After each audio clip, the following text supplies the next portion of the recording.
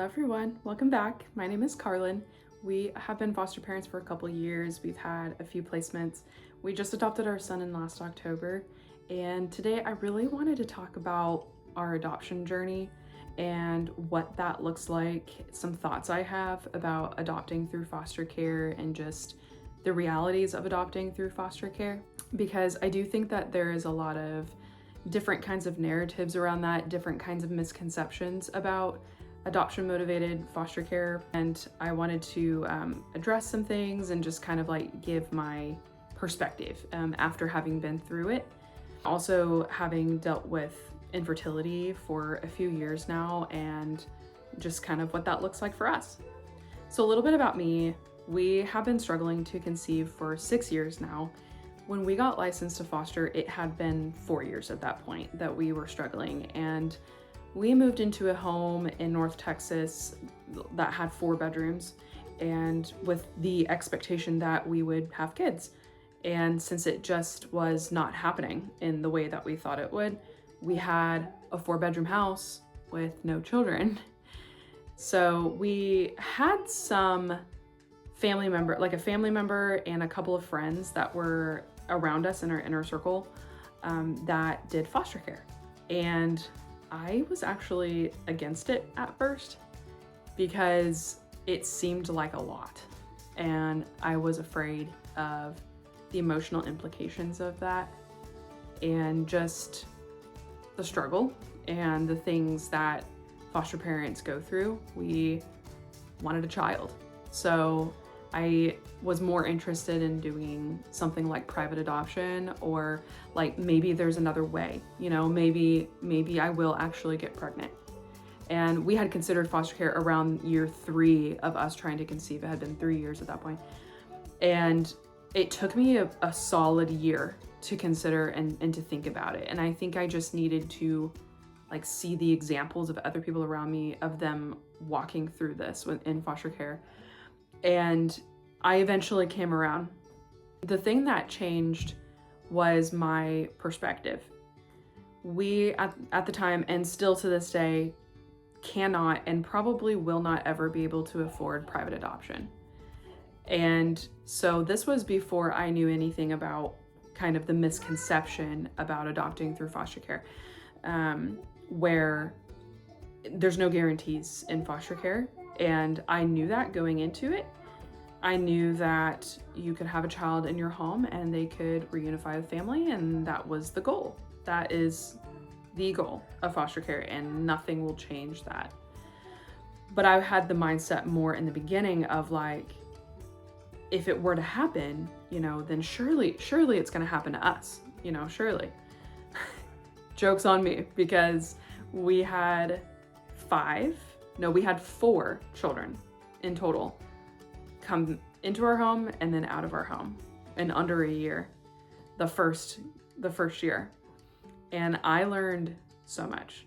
I mean, it completely changed my mind. It changed my heart. We didn't go into it thinking that we were just going to adopt our first placement, because our first placement was a newborn. He was 3 days old, and I did not ask any of the questions like what I have shared before in previous videos. I didn't ask any of the questions. I didn't really know what we were supposed to be looking for or anything. I didn't know anything about the children we were taking.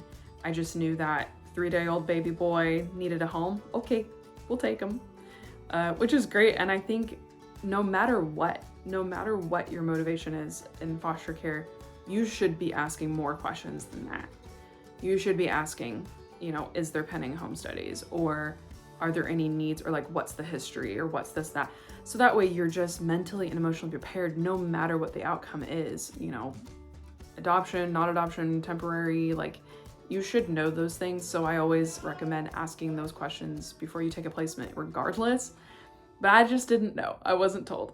I think that's probably why we had so many placements in our home. But when we found out that our first baby was going back to mom so soon, the reality of that hit me so hard in that moment. And I struggled for about a day of just like, this is real. This is actually how foster care is.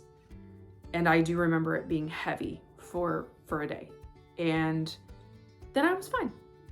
I think when I started to learn about the story more, and when I went to go visit his older sibling that was already in care, me and the other foster mom communicated and met up so that his older sister can meet him for the first time. And I took photos of him and sent them to mom. And the feedback I got from that was that she was just so appreciative and just thought that that was the best thing ever. And I imagine she probably thought, like, I can't believe a foster mom did this for me. And everything changed after that. I remember that my heart became more of a servant's heart instead of like, well, that's not fair. I can't have a child, you know, but these other women that struggle in life can have children. Like, that's not the right heart to have it all. Not that I had that necessarily in the beginning. I wasn't malicious in my intent. I wasn't trying to sabotage. I wasn't trying to do any of that because that would be wrong. But it made it more real. Like, that was the reality, and that is who I am. And so my identity changed after that first placement. And then we started taking toddlers, thinking, you know, maybe we can like be a little more flexible. Maybe we could take some older children. And I'm so glad that we did, because it really helped us kind of narrow down what our strengths are. So when you first start fostering, you could be fostering different ages and stuff, and you could be like, you know what? I love 3-year-olds. Or you can be like, you know what? 6 and 7, sweet spot right there. You know, and you really start to zero in on what your strengths are, where you thrive. For me right now, I really thrive with like newborns that were either substance exposed, that experience withdrawal, that have feeding difficulties, that were in the NICU. I thrive with that specifically. Now, if we get like a totally healthy newborn that has no issues, like obviously I wouldn't say no to that, but like that's, you know, if that is a need where a newborn is struggling in that way, I love that. I love that. Sleepless nights and the stress and the worry and all of that does not scare me at all. That's kind of where I thrive. So I'm so thankful for those early placements, because I really got to learn what I liked. So getting in more into our adoption story is that we were placed with our son when he was 3 weeks old, and he was so small. He was very skinny. He was experiencing a little bit of withdrawal symptoms that no one noticed at first.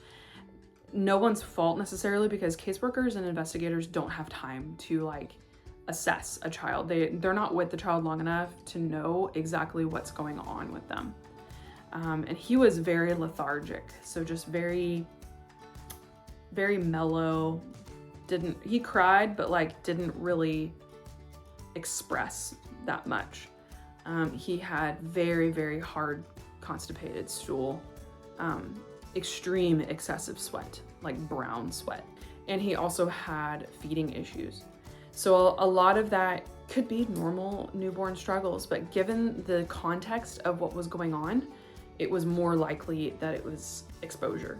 We dealt with that, and that's where I was like, I love this. Not that I love pain and suffering at all, but I love stepping into that role where a newborn needs stability, they need nurture, they need nutrition, they need constant care. I love that. He was 3 weeks old and stayed with us for a while, and right as soon as we hit the 6-month mark, that's when things changed. So the case was actually moving forward in a positive way for the mother, and everything changed. And that was on Christmas Day, actually, is when everything changed. And things started to go downhill from there, unfortunately. So a lot of times, you know, just because a case is going really well the first 6 months doesn't always mean that it's always going to go well. So that's why they say in foster care, it's unpredictable. You just don't know. Rehab happened.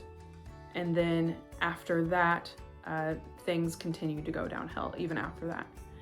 And so we ended up doing TPR trial, which is termination of parental rights, in June, I believe.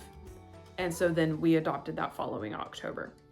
To give you a little bit of insight of like how that process works is that parents have exactly 1 year to declare sobriety, to have a stable and safe living conditions in home, transportation, and it really just depends on like the reasons for removal. If substances was not a reason for removal, a lot of times they won't bother putting any sort of substance treatment on their treatment plan or their service plan at all. And they might drug test, but not as often. But if drugs were involved, then they will absolutely focus mainly on that, on the drugs. Unfortunately, that's what was involved in our case. And so they have exactly 1 year to prove stability. And if they cannot achieve stability, sobriety, those kinds of things in 1 year, then the department often will file for termination, usually by either the 6-month mark or the 9-month mark. And it even can be later than that, just depending on the progress of the parents. If there's family members, there's just a lot of factors that go into that. But you can kind of see how it's going the first 6 months, and then, you know, things can change at that point, but just to kind of go from there. Anyway, so once TPR happens, then adoption can start. So we hired an adoption attorney right before the trial started. So once the trial ended, then I let my attorney know that they have filed and that the judge signed the order. And then I let her know that, and then she started filling out documentation and everything that we needed for adoption.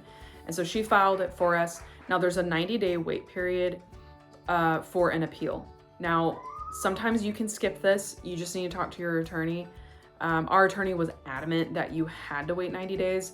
I've had some friends that I know that they skipped the 90-day wait period because their attorney's like, you know, it just kind of depends on whether the mom signed a relinquishment or she didn't, or it was like forced termination of rights, or, you know, it just kind of depends on how the case ended. But they will now file for an adoption.